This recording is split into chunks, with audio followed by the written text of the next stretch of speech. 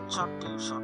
কিছুদিন আগে 50 বছরে পা রেখেছেন অভিনেতা জাহিদ হাসান, কিন্তু এই বয়সেও সমানে অভিনয় করে যাচ্ছেন নায়ক হিসাবে। অভিনয় জাদুতে দর্শকদের মুগ্ধ করে রেখেছেন বলেই হয়তো পরিচালকদের নির্ভরতা জাহিদ হাসানের। এমনটাই জানালেন তরুণ পরিচালক তারেক নিয়াজি। এই কারণেই এই পরিচালক জাহিদ হাসানকে দিয়ে নির্মাণ করেছেন নতুন এক টেনশন টিউশন, যেখানে জাহিদ হাসান অভিনয় করছেন একজন গৃহশিক্ষক ভূমিকা। এটি রচনা করেছেন সোহেল রানা।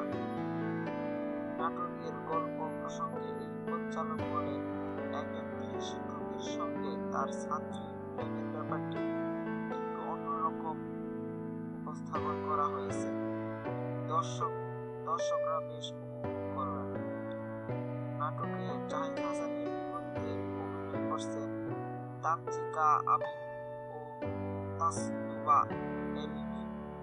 কিছুদিন আগে ঢাকার একটি শুটিং বাড়িতে হয়েছে নাটকটির শুটিং।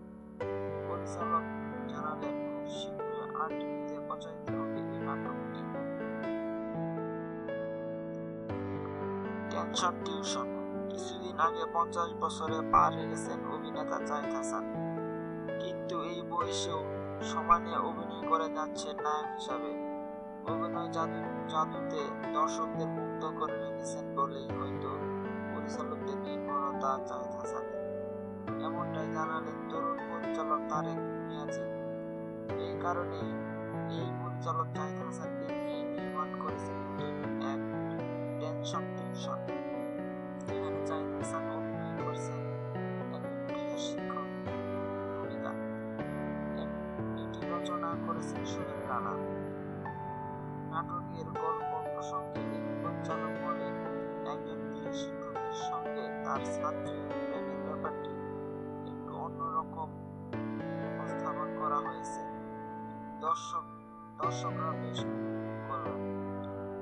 নাটকে জাহিদ হাসানের বিপরীতে অভিনয় করছেন তানচিকা আবিদ ও তাসনুভা এলিমি।